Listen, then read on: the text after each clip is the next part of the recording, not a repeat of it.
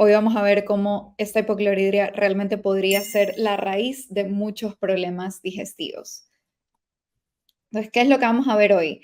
Por supuesto, ¿qué es la hipocloridria? La importancia de una digestión adecuada para la salud en general, el papel del ácido clorhídrico en la digestión, cuáles son las causas y los factores de riesgo de la hipocloridria, ciertas enfermedades que están relacionadas a la hipocloridria, cuáles son sus síntomas, cómo llegar a un diagnóstico, cómo darme cuenta si tengo o no tengo hipocloridria y ciertas estrategias para poder abordar la hipocloridria tanto con dieta y suplementación.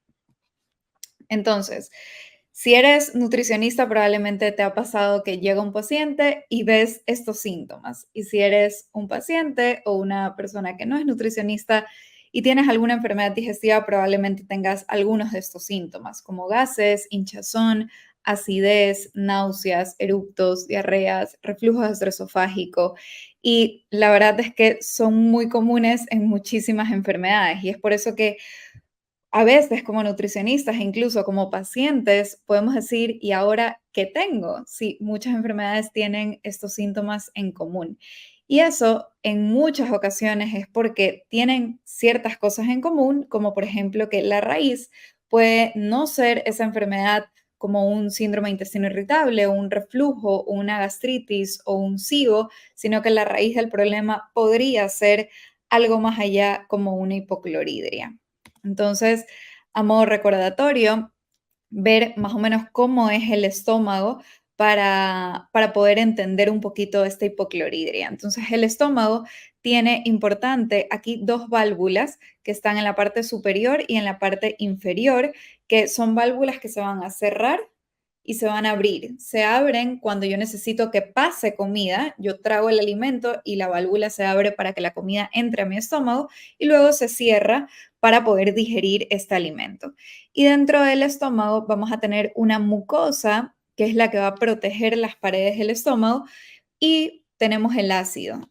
La mucosa es la que va a proteger de que el ácido, por supuesto, no nos queme las paredes del estómago, y el ácido es el que me va a permitir digerir los alimentos, porque me va a ayudar a que se absorban mejor ciertos nutrientes y a liberar ciertas enzimas que van a ser como tijeras que me van a ayudar a descomponer los alimentos de pedazos más grandes a pedazos más chiquititos para que mi cuerpo lo pueda absorber. Entonces, esas son las partes más importantes que hay que saber del estómago. Y ahora sí, entonces, ¿qué es la hipocloridria? La hipocloridria es la deficiencia del ácido clorhídrico en el estómago. Como vemos en la diapositiva anterior, vemos que hay ácido en el estómago. Si yo no tengo suficiente ácido, a eso le llamo hipocloridria. ¿Cuál es la prevalencia? Según estudios, vemos que hay un 5% en adultos jóvenes y un 12% en adultos mayores, aunque yo me atrevería a decir de que realmente la prevalencia es muchísimo mayor porque no es una enfermedad que se suele diagnosticar con mucha frecuencia. Entonces, probablemente muchas de las personas que han sido diagnosticadas con reflujo o con SIBO o con síndrome de intestino irritable también tienen hipocloridria y no se lo ha estudiado. Entonces, probablemente la prevalencia sea muchísimo mayor. ¿Cuál es un ácido normal? Decimos que la hipocloridria es una deficiencia del ácido clorhídrico, pero ¿qué es lo normal y cuánto es una deficiencia? Entonces, para eso vamos a ver la escala de pH, en donde el pH neutro, como ya probablemente todos sepamos, es un pH 7, que es un pH neutro.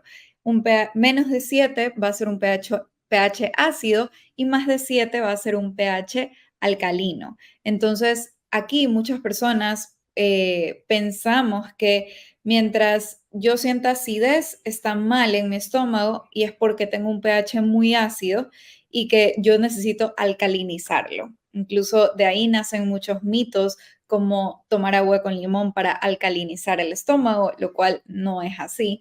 Y lo ideal en realidad es que mi estómago esté ácido, porque un ácido clorhídrico, por supuesto, va a ser ácido. Entonces yo necesito que mi pH del estómago sea entre 1 y 2, es decir, bastante ácido.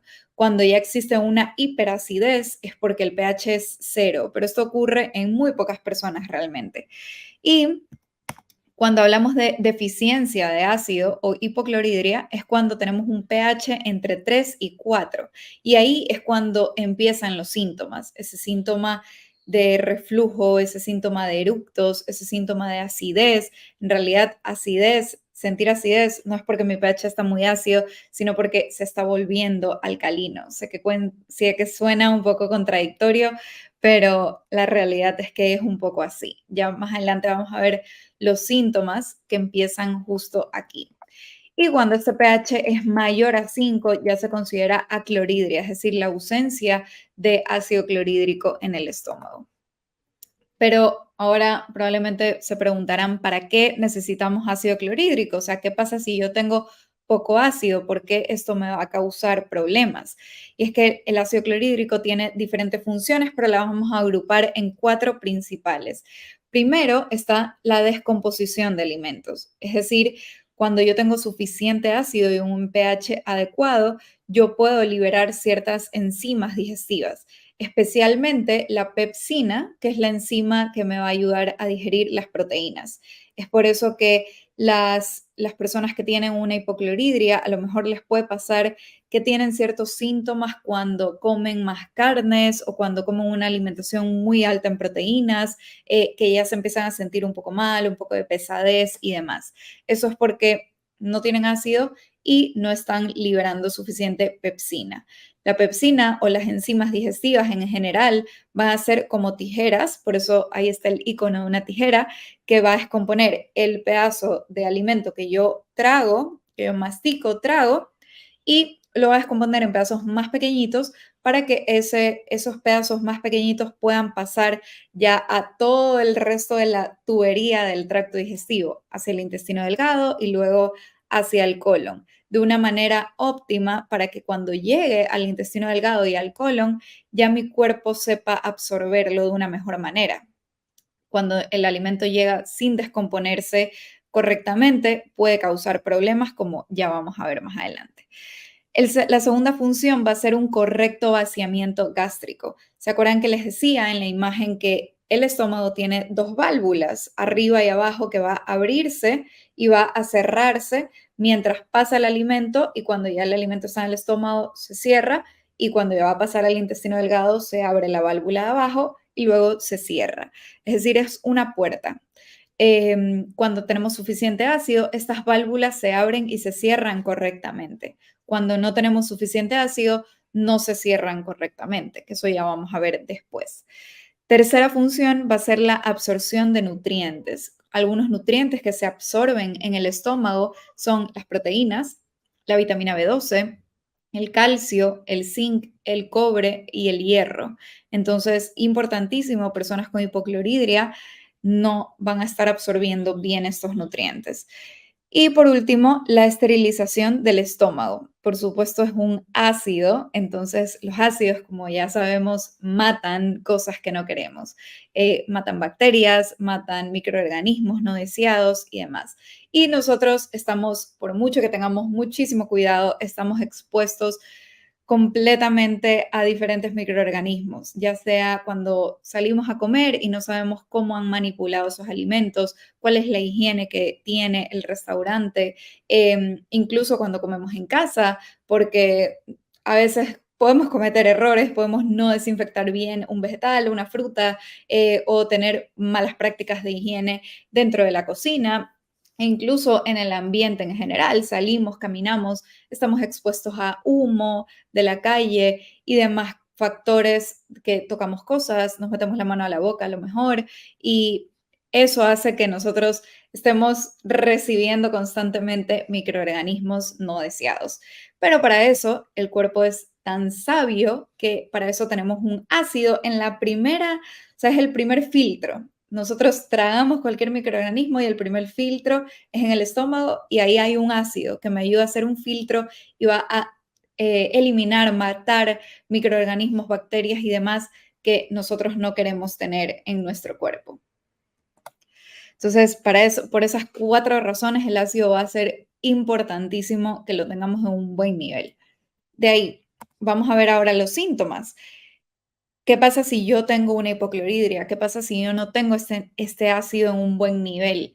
Entonces voy a tener algunos de estos síntomas, como hinchazón abdominal, eructos, náuseas, especialmente los pacientes dicen que sienten náuseas cuando toman alguna pastilla, algún suplemento, alguna vitamina, no les pasa la pastilla.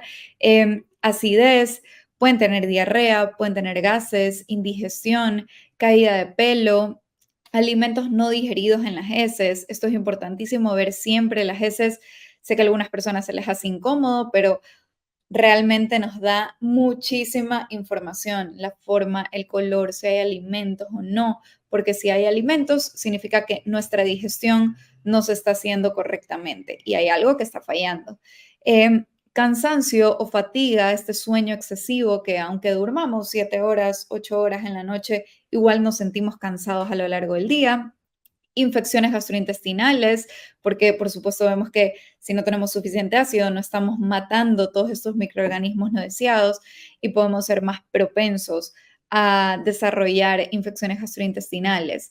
Anemia ferropénica, es decir, por falta de hierro, o anemia también por falta de vitamina B12, por ejemplo, hay deficiencia de calcio, de magnesio y de otros minerales, carencia de proteínas, porque ahí es donde se comienzan a digerir las proteínas, ciertos problemas neurológicos como entumecimiento, hormigueo, especialmente en manos o pies, que significa que va a ser por un déficit de nutrientes, cambios en la visión, etc. Es decir, vamos a combinar síntomas que son digestivos y síntomas que tienen que ver con deficiencia de nutrientes, como por ejemplo los síntomas de deficiencia de nutrientes va a ser la caída de pelo, las uñas débiles, que puede ser por déficit de vitamina B12 o déficit de zinc, cuando se descaman, por ejemplo, o cuando se rompen o cuando tienen manchitas, eso es por déficit de nutrientes, o los problemas estos como entumecimiento, hormigueo y demás.